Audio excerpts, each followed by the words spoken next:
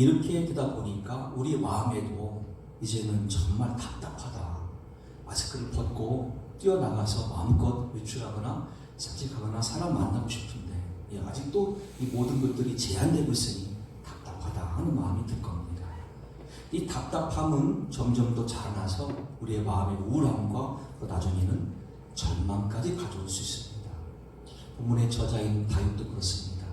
자신을 향해서 모함도 하고 자신을 향하여 죽이려고 누군가가 쫓아옵니다. 다윗은 왕이었지만 그와 싸울 수가 없습니다. 자기의 혈육이기 때문이죠. 도망칩니다. 아버지로서 아들이 아버지를 죽이고 왕이 되겠습니다 라고 하는데 그 아들과 싸울 아버지 다윗이 아니었습니다. 피합니다. 그런데 이 다윗이 만났던 그 당시의 절망스러운 환경은 언제 끝납니까? 하나님에 의해서 그 원수가 죽었을 때 끝났습니다.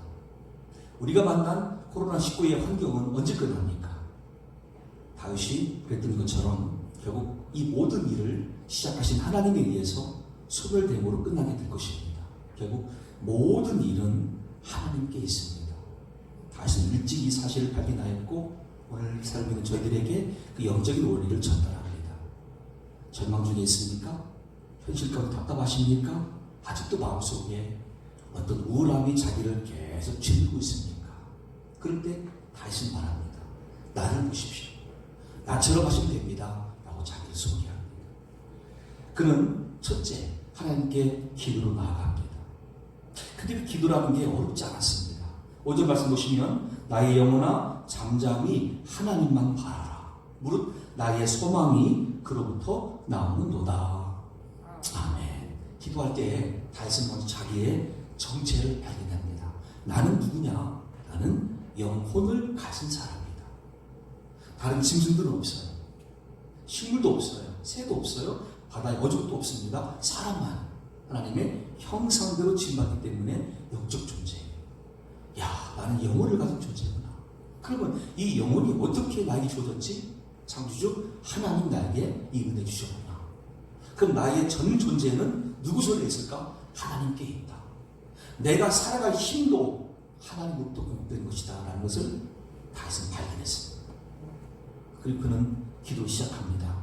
하나님만 바랍니다.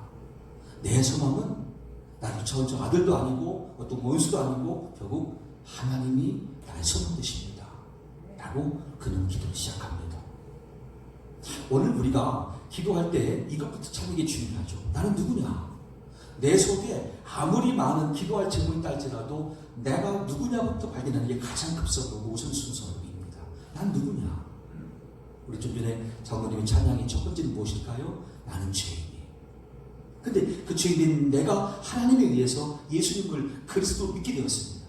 그런 나에게 성령이 오셨습니다. 그럼 내가 이제 지금의 삶을 살다가 예수님 오실 때, 재림하실 때 들림받을 준비된 백성이 되겠습니다. 이런 나의 모든 인생 유정들을 가사가 포함하고 있었죠. 우리가 그래요.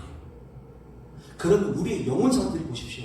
요한 3서 2절을 말씀합니다. 사랑하는 자여, 내 영혼이 잘됨 같이 네가 범사에 잘되고 강건하기를 내가 간구하노라. 이게 우리가 추구해야 될 영적 환경이고 기도할 제목. 내 영혼도 잘 돼야 되겠지만 내 삶이 더욱더 믿음의 역사에 믿음의 부유함으로 가득 채워져야 돼요. 그렇다면 나의 정체를 알고 제한된 나의 환경을 발견했으면 나는 절대자가 되시는 하나님께 바라보는 마음으로 간구할 수 있는 준비된 상태가 되는 것이죠. 이제 하나님을 발견할 시간입니다. 다윗은 하나님을 이렇게 소개합니다. 5절로 7절 말씀 보시면 나의 영혼아 잠잠히 하나님만 바라라. 무릇 나의 소망이 그로부터 나오는도다. 오직 그만이 나의 반석이시오 나의 구원이시오 나의 요새이시니 내가 흔들리지 아니하리로다. 나의 구원과 영광이 하나님께 있으며 내 힘의 반석과 피난처도 하나님께 있도다. 아멘. 여러분, 하나님이 누구시냐면요, 여러분 각자가 처한 자리에서 만난 경험이 우선 될 수 있습니다. 곧 간증이 몇 대 필요한 것이죠. 내가 고사를 채취하다가 뱀을 만났어요. 근데 하나님은 그 환경에서도 나를 보호해 주셨습니다. 내가 무슨 진드기에 물릴 수 있습니다. 근데 그런 나를 살려주셨고 보호해 주셨습니다. 내가 교통사고를 당할 수 있었습니다. 내가 이런 환경 가운데 노출되어 있었습니다. 위기가 있었습니다. 그런데 그때마다 하나님은 특별한 방법으로 나를 구원해 주셨고 빼내 주셨습니다. 라고 하는 간증이 이런 모든 게 다 있을 거예요. 다윗도 그랬어요. 소년 목동일 때뿐 아니라 전사가 되어서 전장터를 누빌 때에도 왕이 되어 전쟁에 나갔을 때 마찬가지였어요. 얼마나 많은 전투에 얼마나 많은 부상을 당했을까요? 하지만 이 목숨 자체가 아예 사는 건 아니었거든요. 내가 비록 몸이 조금 찢어지거나 부상당한 적이 있어 할지라도 결국 내 목숨 자체, 생명 자체가 하나님에 의해서 유지됐던 사실 앞에 다윗은 늘 감사하게 되었고 그때 고백을 오늘 기도문에 포함시켰어요. 하나님은 나를 지켜주시고 품어주시는 반석이십니다. 요새이십니다. 이게 그의 경험담이에요. 기도할 때 어려운 말 지어내지 마세요. 그냥 내 환경을 그대로 말씀드리면 돼요. 내가 사업을 하는데, 내가 가정을 이루고 있는데, 내가 누구를 만나서 인간관계를 쌓아가고 있는데 그때 만난 그 어려움에 하나님이 이렇게 도와주셨습니다. 저 기억합니다. 하면서 그때 그 과정, 그때 그 일, 그때 그 사람, 그때 그 사건들을 내가 거론하면 돼요. 그런데 그 안에서 발견된 하나님은 나에게 이런 분이셨습니다. 라고 찬양하는 거예요. 이게 다윗의 기도 두 번째. 그런 그에게 우리가 배울 수 있는 한 가지 교훈이 있습니다. 로마서 8장 24절에 우리가 소망으로 구원을 얻었음에 보이는 소망이 소망이 아니니 보는 것을 누가 바라리요. 아멘. 왜냐하면 정말 나를 도왔던 것은 그 당시 사람이 아니었거든요. 물질이 아니었거든요. 우리가 살면서 내 힘의 근원이 어디에 있을까? 야, 하나님이셨구나. 이걸 발견하는 게 정말 중요하고 그것을 내 현장에서 나의 언어로 올려드리는 게 이게 기도입니다. 그런데 그 기도할 때에 다윗은 우리에게 소개합니다. 다 도와라.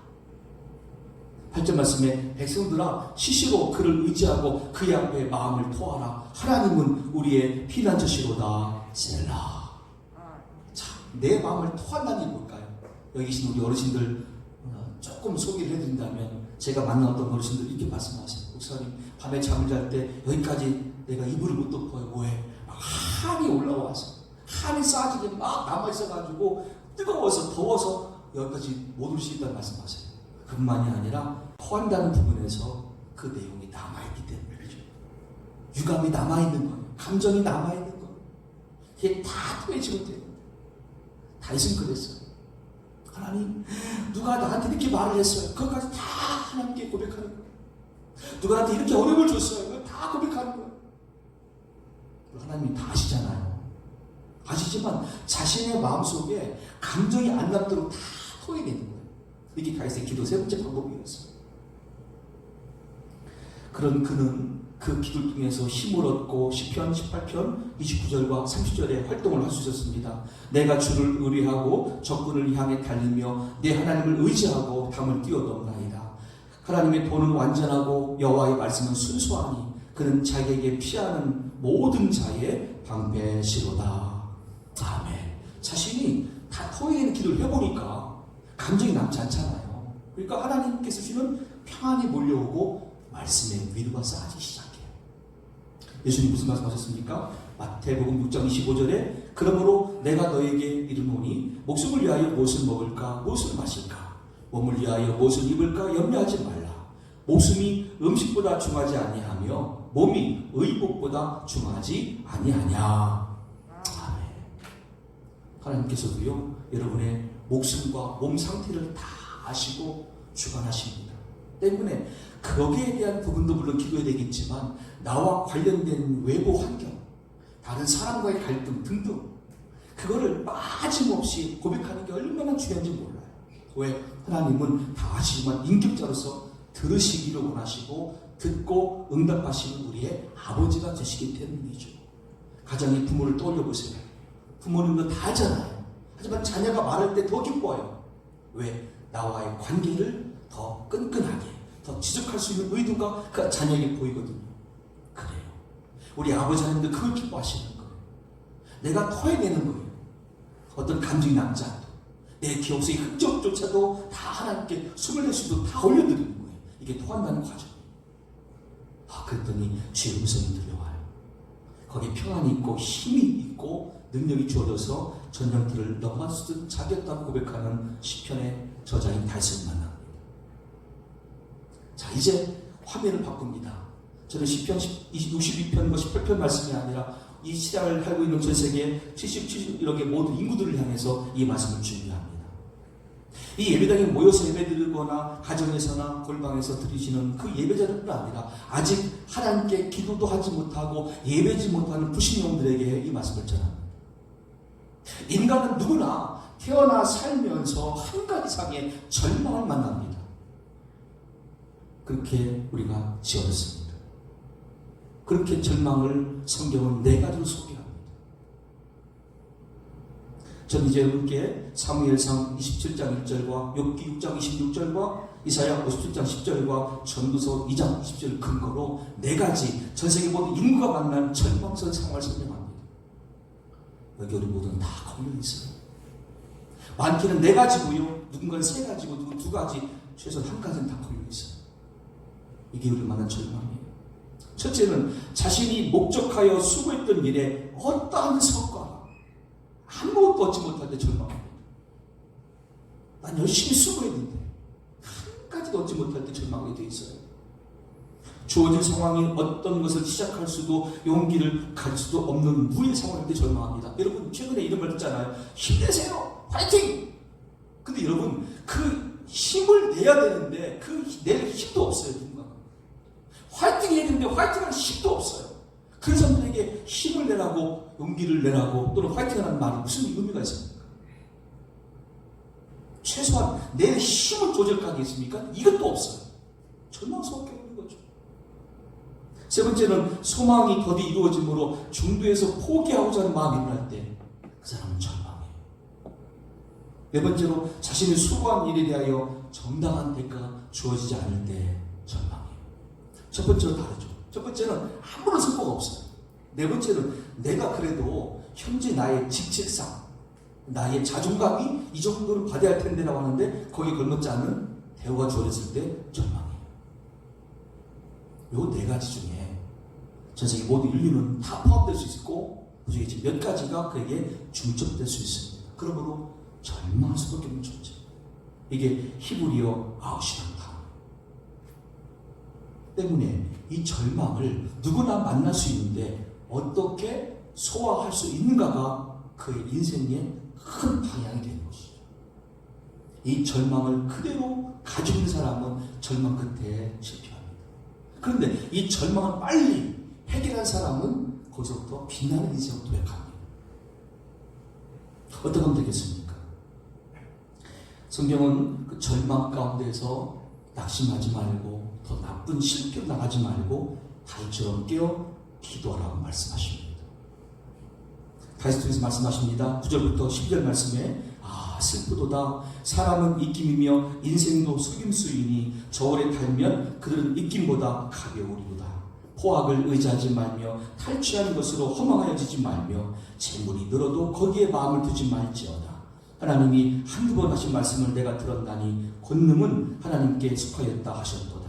주여 인자함은 주께 속하오니 주께서 각 사람의 행한 대로 갚으심이니이다.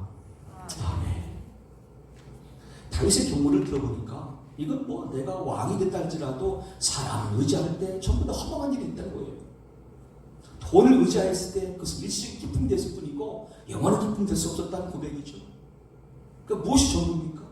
사람도 아니고 돈도 아니었어요. 그의 모든 근본과 앞으로의 모든 미래는 오직 하나님께 있던 사실을 발견해요. 이게 그의 소망이 됐어요. 곧 하나님이 내가 살아갈 힘입니다. 하나님이 내가 살아갈 능력입니다를 발견했을 때 다윗은 현실의 절망을 뛰어넘게 되었어요. 그리고 나중에 돌아와서 왕으로서 자신의 나라를 더 굳건히 하고 그 다음에 솔로몬에게 전성기를 넘겨주는 위대한 업적의 왕이 되죠. 자, 그렇다면 이제 우리는 절망의 단계를 뛰어넘는 다윗의 기도를 배웠기 때문에 내가 이제 기도합니다 하나님. 그럼 저에게 어떤 소망이 주어집니까? 하는 질문을 할 수가 있어요. 나에게는 하나님 어떻게 소망이 와 닿습니까? 나에게 무엇이 소망이 됩니까? 라는 질문을 이제 할 단계예요. 소망이라는 히브리어 단어는 티크바입니다. 그런데 이 티크바의 어원은 선이라는 뜻의 히브리어 하파와 같습니다. 선이 뭐냐면 처음에 점이 있어요. 하나하나 찍어진 점이 있는데 이 점들을 쫙 밀접하게 붙여놓고 이었더니 선이 되는 거죠. 처음에는 띄엄띄엄 떨어져 있는 점 같은 존재가 우리였어요. 낙심하고 절망했어요. 하나님, 저는요 코로나19 때문에 내 심령도 그렇고요, 가정 경제도 그렇고, 사업장도 그렇고, 교회도 그런 것 같고, 뭐 다 사회가 그렇고, 나라가 그렇고, 저 생각은 그렇고, 다 지구상 모든 게 다 불만이고 답답해 보여요. 소망이 없어 보여요. 이게 점 같은 우리의 모습이에요. 좋아요. 근데 그것들을 기도라는 방법으로 모아봤어요. 기도합시다. 한 번 더. 기도합시다. 한 번 더. 한 번 더 기도합시다. 그랬더니 이게 선이 되는 거예요. 그게 소망이라는 단어예요. 기도를 한 번도 안 해본 분들은 모를 거예요. 이 의미를. 근데 이제 저는 그분들 도전합니다. 기도를요, 내가 띄엄띄엄 합니다 라는 말씀하시는 분 계십니다. 나는 하루에 3번만 해요. 언제? 아침, 점심, 저녁 먹을 때. 아유, 감사해요. 거기다가 아침 일찍 깨어날 때부터 처음 하세요. 주무실 때 한 번 더 해보세요. 하루에 5번 하는 것이잖아요. 그리고 나머지 사건을 만나기 전에, 누구를 만나러 가기 전에, 이렇게 예비 나오기 전에 준비된 마음의 기도 또 해보세요. 그럼 몇 번 더 늘어나잖아요.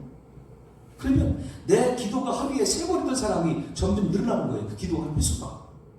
그 기도가 늘어나면서 내 속에 모든 게 다 포해지면서 결국 나에게는 줄이 생겨요. 어떤 줄입니까? 하나님 주시는 소망이 생겨요. 이게 가봐예요. 점이 이어져 선이 된다는 거예요. 두 번째로 히브리어 카바의 뜻은 뭐냐면 묵다라는 뜻이 있어요. 다시 말하면 나는 점 같은 존재로 기도를 띄엄띄엄 했던 사람인데 어느 날 은혜가 임하여서 더 많이 기도하게 되었고 자주 기도하게 되었고 연속적 기도하다 보니까 이게 줄이 되었어요. 근데 하나님은 내가 줄 같은 믿음으로 이제 기도를 시작했더니 나에게 임하여서 나를 도와줄 같이 꽁꽁 묶는 역할로 나의 삶을 도우시고 내 기도에 함께 하시는 주가 되어주셨어요. 성경 이것을 삼겹줄이라 불러요. 점 같은 내가 기도를 시작하니까 모아져서 서겠습니다. 거기 하나님이 함께 하십니다. 그랬더니 도화줄같이 꽁꽁 더 단단해지고 계속 되어지고 이게 끊어지지 않는 힘이 되고 말았어요. 이게 소망이라고 말씀하셨어요. 여러분, 우리가 이 절망의 시간을 이길 수 있는 방법 무엇이냐면 점 같은 모습 좋습니다. 그리고 회심입니다. 하지만 거기서 기도하시기를 간절히 축원합니다. 이게 살 길이에요. 누군 말하죠. 능력 있는 종한테 기도받으면 된다. 아니에요. 성경 절대 그걸 가르치지 않습니다. 내가 기도해야 돼요. 각자의 처지에서 기도해야 돼요. 내가 아픈 환경에서 기도해야 되고요. 내가 좋을 때 기도해야 되고요. 내가 어떤 경우든지 그 자리에 본인이 기도해야 돼요. 이게 중요한 거예요. 왜? 구원은 각자가 받는 거예요. 기도해. 내가 인격적으로 하나님을 알아가는 것이고, 내가 그분을 만나는 것이고, 내가 그분의 음성을 듣는 것이고, 내가 그분을 통해서 선이 되어지는, 줄이 되어지는 그 능력을 경험하는 종이 되는 것인데, 왜 그것을 누가 감히 대신합니까? 이건 개인 우상숭배예요.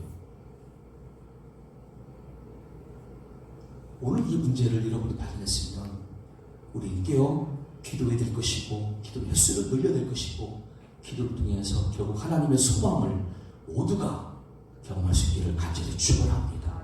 그게 다시 증거하는 우리에게 주시는 교훈이고요. 그때 이사야 40장 30절 말씀을 느끼실 겁니다. 오직 여호와를 앙망하는 자는 새 힘을 얻으리니 독수리가 날개치며 올레가 맡을 것이요 다른 박질하여도 곤비치 아니하겠고 걸어가도 피곤하지 아니하도다. 내가 경험한 거예요. 이걸 지금 누가 해서가 아니라 나의 경험이에요. 왜? 내가 기도하였더니 응답하여 주셨고 나에게 그 성전 소망이 더 굵어졌으니까.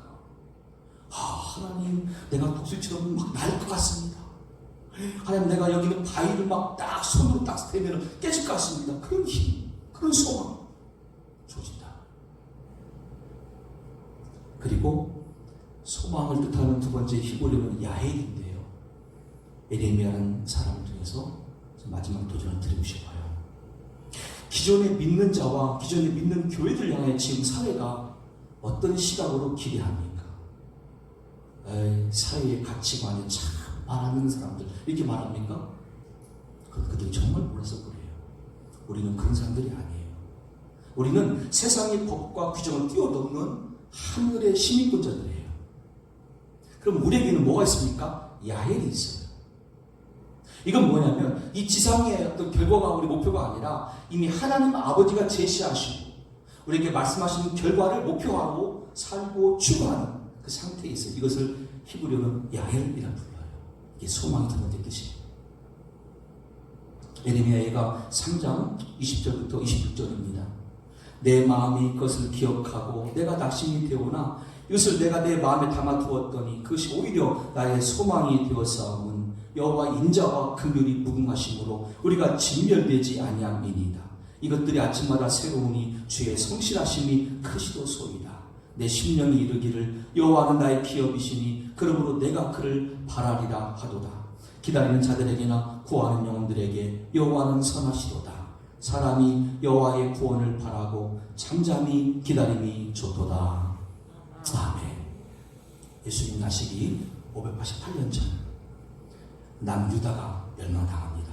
바벨론에 의해서 3년 동안 성이 다 포위가 돼요. 그리고 3년 동안 많은 외침을 당하죠. 근데 얼마나 힘들었으면 에레미야는 40년 동안 일관되게 외칩니다. 이제라도 마음을 돌이켜 하나님께 회개하십시오. 하나님 말씀을 의지하십시오. 주님께 소망을 주십시오. 그게 살 길입니다. 그리고 우리는 결국 우리의 지은 죄로 인하여 멸망당할 텐데 차라리 성을 내려놓고 바벨론을 받아주십시오. 그게 우리의 피해가 적은 방법입니다. 다 가르쳤어요. 한 사람도 들어오지 않아요. 누구도 그 말을 주의 깊게 듣지도 않고 따르지도 않아요. 그때 보여진 게 에레미야의 소망의 모습이에요. 내가 죄인으로 잡혀있고 내가 구덩이에 다 갇힌다 할지라도 그는 이 말씀으로 소망 삼고 이겨내요. 그게 야헬이에요. 오늘날 교회가 오늘날 신자들이 이 세상에 보일 게 뭐겠어요? 같이 불안해하는 모습, 같은 정보를 가지고 막 같이 그냥 불안하며 답답해하며 그리고 절망이란 말을 하는 그런 모습. 신자가 아니에요. 교회가 아니에요. 그런 그들에게 우리가 제시할 수 비전이 있어야 돼요. 그게 야헬이에요. 여러분 잘 들어보세요. 맞아요. 지금 이때가요 고난이고 절망입니다. 저도 압니다. 그런데요 성경은 이것만 말씀하는 게 아니라 이런 전쟁과 기근과 지진 등은 우리에게 주는 징조이고 더 나아가서 우리는 예수님의 재림의 때에 다 함께 들림받을 준비된 상태가 되어야 됩니다. 그게 우리의 소망이 되어야 됩니다. 이미 우리 교회나 또 전세계 모든 교회들마다 모든 신자들마다 그것을 대망하고 있습니다. 이게 우리 야일입니다. 이렇게 말할 수 있어요. 이런 소식을 모르고 있고 이런 정보를 접하지 못하고 있으니까 우리끼리 같이 그냥 무너지는 거예요.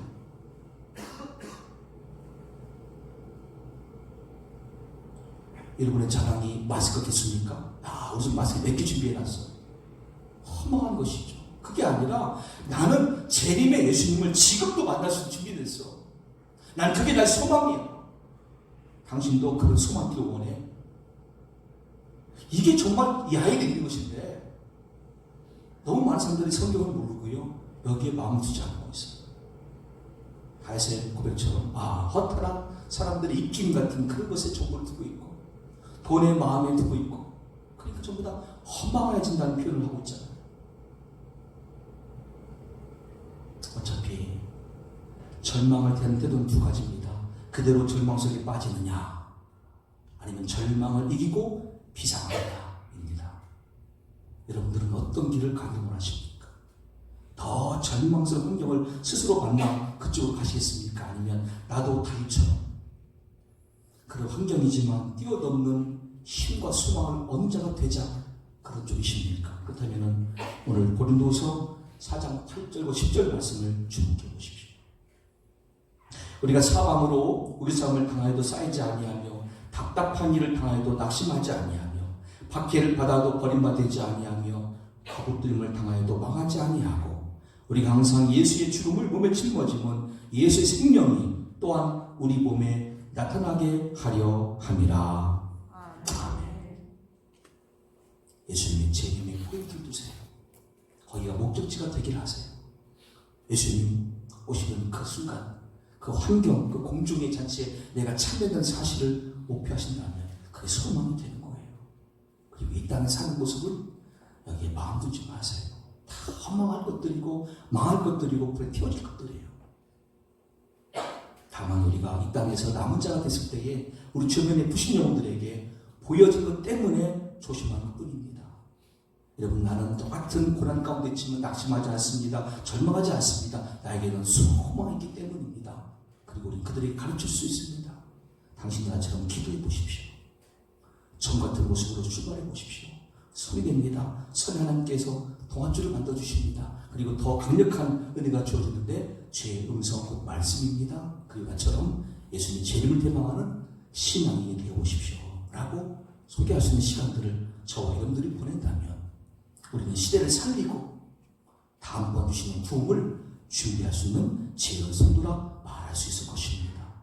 이와 같은 은혜가 여러분과 저의 삶에 믿음으로 주어지기를 예수님의 이름으로 간절히 축원합니다.